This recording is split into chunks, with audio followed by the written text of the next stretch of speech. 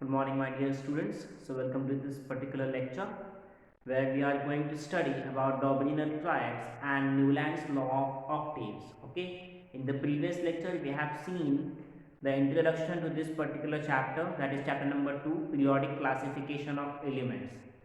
Okay, so we have studied that why do we need to classify the elements. So there were several scientists who have tried their best to classify the known elements during their time. So one of the scientists who was from Germany and whose name is Johann Wolfgang Dobereiner, okay, in the year 1817 he tried to classify the known elements in a particular table. Okay, according to him, he considered that the fundamental property of the element is their atomic mass. Okay, we know there are several properties of an element: the charge that particular element carries, or the atomic number of the element, or atomic mass of the element. These are the properties of element, where Dobereiner considered, or Dobereiner thought, that atomic mass is the fundamental property for any element. Okay, what Dobereiner had done, he arranged the known elements in the group of 3. Okay, डॉबरीनर ने क्या किया, जितने भी elements 1817 में 1817 में उसको जितने भी एलिमेंट्स मालूम थे, उन सभी एलिमेंट्स को उसने क्या किया, 3-3 के ग्रुप में फॉर्म किया. फॉर एग्जाम्पल यहाँ पे आप लोग देख सकते हैं lithium, sodium, potassium, calcium, strontium, barium and chlorine, bromine, iodine. 3-3 के ग्रुप में उसने क्या किया, एलिमेंट्स को फॉर्म किया. ओके, रखा 3-3 के ग्रुप में. वो जो ग्रुप है उसे क्या कहा जाता है, ट्रायड कहा जाता है. क्या कहा जाता है, ट्रायड्स. ओके, सो डॉबरीनर का क्या बोलना है, डॉबरीनर क्या कहता है कि the atomic mass of the middle element, okay, the atomic mass of the middle element in the triad is equal to the mean of other elements, is equal to the atomic mass of, is equal to the mean of atomic masses of other two elements. डॉबरीनर का क्या बोलना है कि जो बीच वाला element होगा triad में, उसका एटॉमिक मास किसके बराबर होगा, बाकी दोनों एलिमेंट्स के एटॉमिक मास का जो एवरेज होगा उसके बराबर होगा. Okay, so let me explain this one example. Lithium का एटॉमिक मास क्या है, what is the atomic mass of lithium, it is 6.9. Okay, and what is the atomic mass of potassium, it is 39.1. okay, now what I will do, I will find the average of these two numbers. So 6.9 plus 39.1 upon 2. okay, so 6.9 plus 39.1 upon 2, so ये क्या हो जाएगा हमारा 46 upon 2 हो गया. Okay, so 2 1 are 2, 2 2 are 4 and 2 3 are 6. हमारा answer क्या है, 23 आया. और आपको पता है 23 क्या है, 23 is the atomic mass of sodium. 23 क्या है, सोडियम का एटॉमिक मास है. इसका मतलब क्या है कि जो मिडल एलिमेंट है उसका एटॉमिक मास बाकी दो एलिमेंट के एटॉमिक मास का एवरेज है.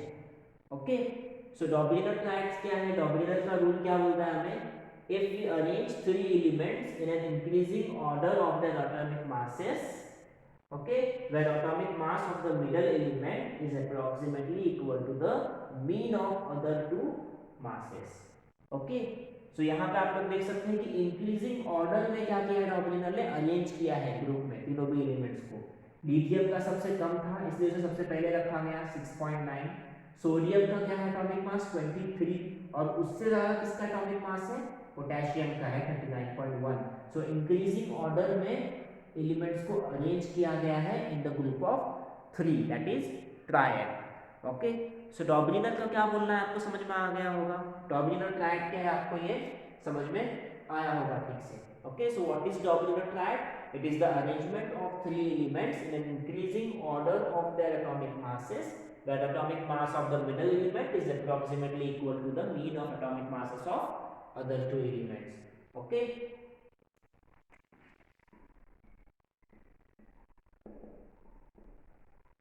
now Dobereiner had tried to classify the elements by using this particular property, but all the elements are not going to obey this particular law.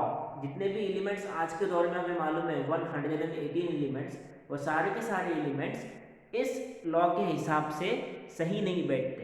Okay, मतलब वो इस law को follow नहीं कर पाते हैं। इसका मतलब क्या है कि जो डॉबरिनर का जो क्लासिफिकेशन था वो क्या हो गया, एक्चुअली फेल हो गया है। ओके, सो डॉबरिनर का जो क्लासिफिकेशन है वो अभी हम लोग यूज नहीं करते हैं। आया समझ में आप लोग को? Now the next scientist who tried to classify the element was Newland. Okay, in the year 1856 he tried to classify all the known elements. So what he did, again he also considered the atomic mass as the fundamental property of the element.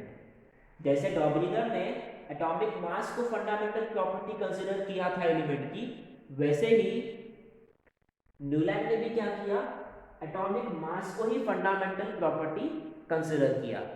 Okay, so Newland का क्या बोलना था, Newland ने क्या किया, elements को arrange किया in increasing order of their atomic masses. Newland ने भी क्या किया, जितने भी एलिमेंट्स नोन थे उस टाइम पे उन सभी एलिमेंट्स को, for example suppose 23-24 elements known होंगे, तो उन सभी एलिमेंट्स को कैसे उसने अरेंज किया, 1 2 3 4 5 6 7 8 9 10 11 12 13 14 एंड सो ऑन। इस तरीके से उसने क्या किया, एलिमेंट्स को अरेंज किया।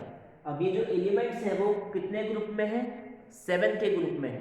देखो, पहले ग्रुप में 7 एलिमेंट, दूसरे ग्रुप में 7 एलिमेंट, तीसरे ग्रुप में भी क्या है, 7 एलिमेंट्स है। सो न्यूलैंड का क्या बोलना था कि एवरी 8 एलिमेंट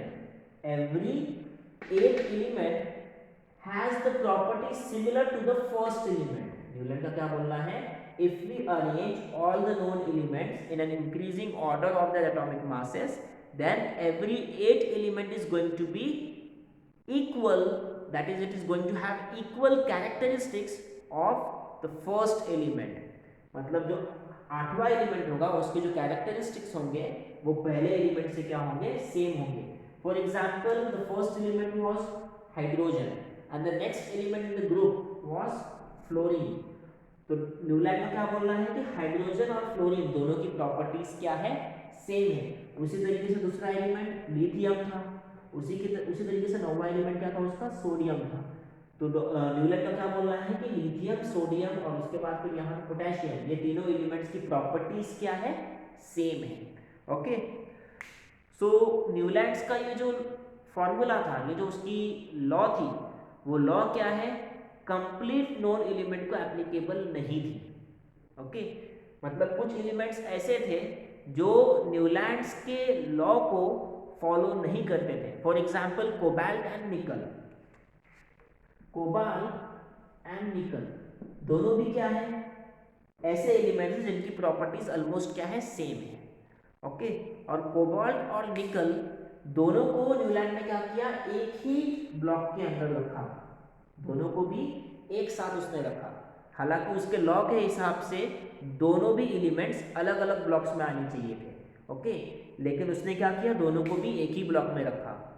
सो इसी के साथ साथ दूसरे भी एक एलिमेंट से सीरियम और लैंथेनम, दोनों वो दो एलिमेंट्स को भी उसने, न्यूलैंड ने क्या किया, एक ही ब्लॉक के अंदर प्लेस किया था। आप लोग को अगर एक टेबल नजर आ रहा हो, उस टेबल में आप लोग देखो तो कोबाल्ट और निकल एक ही ब्लॉक के अंदर है और सीरियम और लैंथेनम भी क्या है, एक ही ब्लॉक के अंदर नजर आएंगे आप लोगों को। आया समझ में? इसका मतलब क्या है कि वहां पे उसका जो लॉ है, न्यूलैंड्स का जो लॉ है जिसे उसने नाम दिया न्यूलैंड्स लॉ ऑफ ऑक्टेव्स, वो क्या था, एप्लीकेबल नहीं था। ओके, और उसने अपने लॉ का नाम न्यूलैंड्स लॉ ऑफ ऑक्टेव्स क्यों रखा? ऑक्टेव्स मतलब क्या, सप्त स्वर। ऑक्टेव्स का मतलब क्या,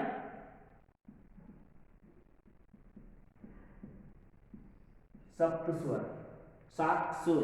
ओके, वी नो सा रे ग म प ध नि। ओके, सो दिस ऑक्टेव्स, तो उसने क्या नाम दिया उसको, अपने लॉ को न्यूलैंड्स लॉ ऑफ ऑक्टेव्स दिया, क्योंकि उसने जो एलिमेंट्स को फॉर्म किया था वो 7 7 के ग्रुप में फॉर्म किया था। ओके, और उसका क्या बोल रहा था कि every 8 element have properties similar to that of the first element. Okay, so this was all about the Newland's law of octaves. In the next lecture we will study about Mendeleev's periodic table and the Mendeleev's periodic law. Okay, until then, goodbye.